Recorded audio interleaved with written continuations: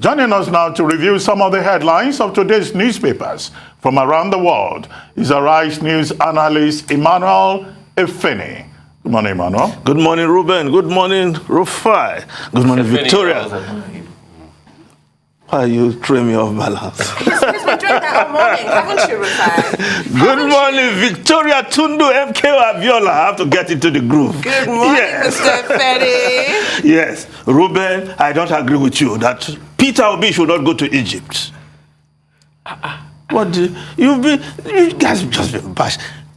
Going to Egypt, if they are doing something correct, something right, after all, there's peer review mechanism within the OAU, the AU, African Union. So if your government is not using that mechanism, and the next president, well, I don't know whether Nigerians would say is the next president until February, and he's trying to do that, what is the problem? In fact, if Peter Obi had consulted me, I would ask him to add Ghana. What is to learn in Ghana? Inflation? No! Because we're talking of electricity now. Is the electricity better in Ghana? Ghana, they've been celebrating uninterrupted. No, that's not true. No. Now, Ghana has a lot of power cuts. No, if you are generating and you cannot evacuate, and you see a country that is generating and generating and generating, and they are evacuating, won't you go and study what they are doing? Haven't we given Siemens, the same company that made it possible for Egypt to arrive at that point, haven't we given them a 5-year contract? If Siemens is working in Egypt and it's not working in your country, no, they've not really started the rework. But the Siemens that trip that killed Abakari, have you forgotten? Even focus on the stories in the papers. God rest his soul. Have you been to Egypt before? No. Maybe you want to go and please take note. Take note. You know Peter Obi likes saving money.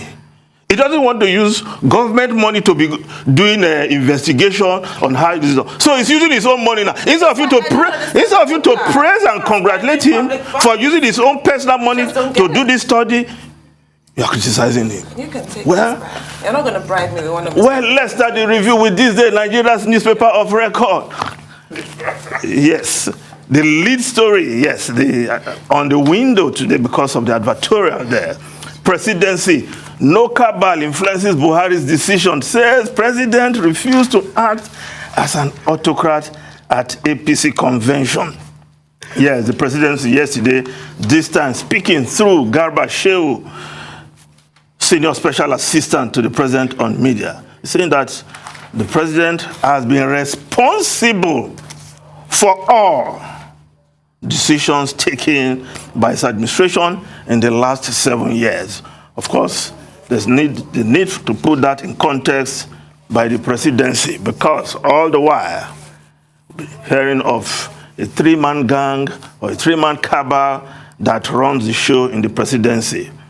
But rebooting that at this point in time, well, if the APC Convention is the benchmark Garba Shehu is using, well, we all saw what happened, how the governors seized the initiative. And despite the fact that Abdullahi Adamu, the chairman of the party, tried to announce, he did announce, a consensus candidate after, according to him, consulting with the president. The governors pulled the first one and they carried the day. And, you know, I was covering this live, Ruben, like you did in Abuja. You noticed the mien of the president, the moment the stepping down show started. The president was cheerful and, of course, in a buoyant mood. Just suddenly, his face took a new twist, and some cameras captured that for history. Well, if the president is saying the president takes all his decisions, that's what we elected him to do. No big news there, actually. But let's look at how other papers are reporting today. Of course, the Guardian newspaper. Yes, the Guardian newspaper. Running mate, yes. Running mate, PDP unveil Wike, Buhari parleys APC governors. That's what the Guardian is reporting. And of course, the Vanguard is also reporting that story. Yes, the Vanguard newspaper is also reporting that story. VP slot, PDP committee picks Wike, Tinubu will decide, says Imo governor. How 13 of 17 PDP committee members chose Wike will name running mate in 48 hours. Are you? Tinubu, not APC governors, will choose running mate. Uzodinma, Muslim ticket, bad for peace, unity, Catholic secretariat. Yes, I think what Uzodinma is putting in context there. Whatever comes out, we should hold Asiwaju Bola Tinubu responsible. If it's a Muslim ticket, he's the one we should hold responsible, because according to Governor Uzodinma, is the candidate that has the final say when it comes to picking his running mate. But in politics, as we know, I don't think it is that straightforward. But if Hope Uzodinma is saying so, perhaps he knows something that we don't know. Now, if the APC eventually comes up with a Muslim ticket, then we'll say, how come Bola Ahmed Tinubu has not experimented Muslim ticket in Lagos, where is the Lord of the Manor, where he chooses and unchoose, if there's a word like that, or unmake the governors in the last 23 years. Despite the fact that in Lagos, as in most southwest states, you have families where you have both Christians and Muslims, same blood brothers in different religions. If we've not experimented that in Lagos, why will you dare that in Nigeria in these times that our fault lines have been accentuated by some actions of government in the last 7 years?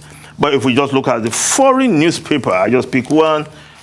The Times of London, European judges block deportation to Rwanda. Human Rights Court grounds flight at 11th hour. Yes, a decision by the European Court of Human Rights in Strasbourg granted an injunction against the removal of those migrants to Rwanda, as the British government has proposed.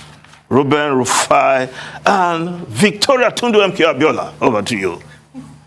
I mean, we know the British government have shot themselves in the foot, and they're beginning to see it. But what scares me the most is the right-wing views in England, and this nationalist view that because these people, these migrants, are Sudanese, they're Africans, you can chuck them up to Rwanda.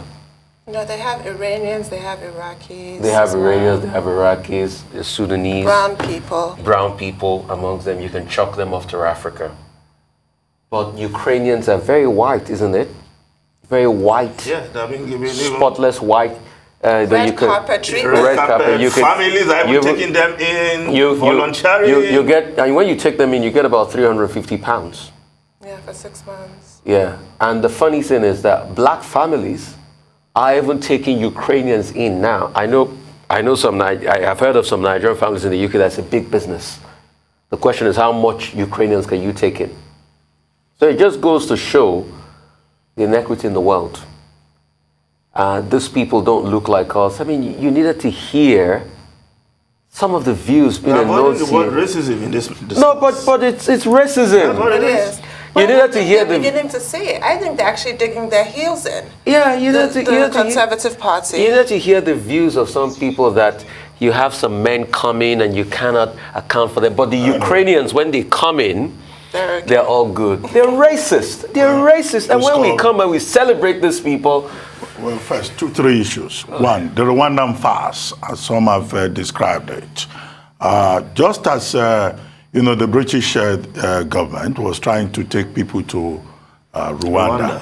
People were coming in, including children, from the English channel. So more asylum seekers are getting into England. That's one irony there. Catholic bishops, the Archbishop of York, the Archbishop of Canterbury, and 23 other bishops said, look, you can't do this. This is an abuse. This is all wrong. Even the UN refugee chief says this is wrong. You can't just go and dump people in Rwanda. But the English court, a court in England, gave approval for it.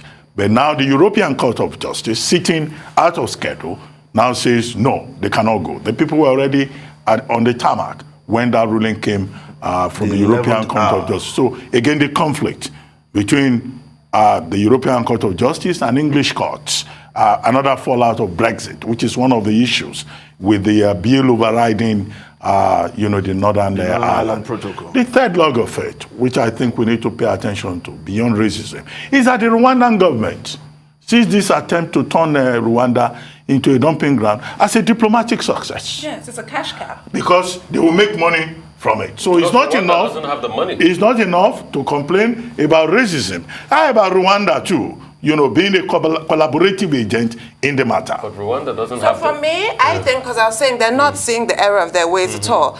The next thing that's going to happen with the Brexit freedoms bills is that they're going to try and have the UK withdraw from the European Conventions on Human Rights.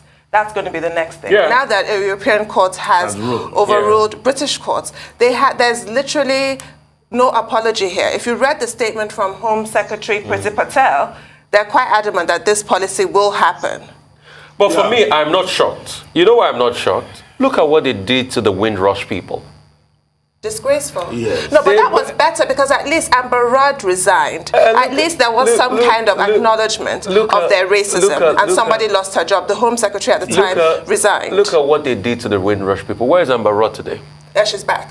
Yeah, but she did resign. So at least there was some, but now it's completely unapologetic. This is worse. It's just this level of racism. And then the UK needs to also consider their policies and their actions that caused the unrest in some of these countries, why people are risking their lives. Some of it is your fault, trying to get into your country. Okay, but Priti Patel that you refer to says the next batch will be prepared for departure, and that they are going ahead with it. Yeah, they're not backing But down. they've been told that if they override the Northern Ireland protocols, there could also be implications for investment. Would the British government be able to risk that, or is Prime Minister Johnson just grandstanding? Well, Professor Johnson believes he can strike deals elsewhere to compensate for whatever investment he'll be losing within Europe. That's what he thinks. So for me, the grand hypocrisy here is Priti Patel. Priti Patel too came to Britain under such circumstances. She was a Ugandan She's migrant. She's a brown lady. And She's a brown lady. So if somebody had done this to Priti Patel... Avoid colorism. No, I'm just saying. But it's true. But if somebody had done this to Priti Patel at that point in about time... Boris Johnson's cabinet and the diversity, people like Priti Patel and Rishi Sunak because of their Asian origin, you can have diversity in terms of race, but they're actually not diverse at all. They're all cut from the same cloth. They all think the same way, as far as I can see. And this is barbaric thinking, and this is the... Anyway, That's a strong word. Thank you very much, Emmanuel. Thank you, Robert. We'll see you again tomorrow.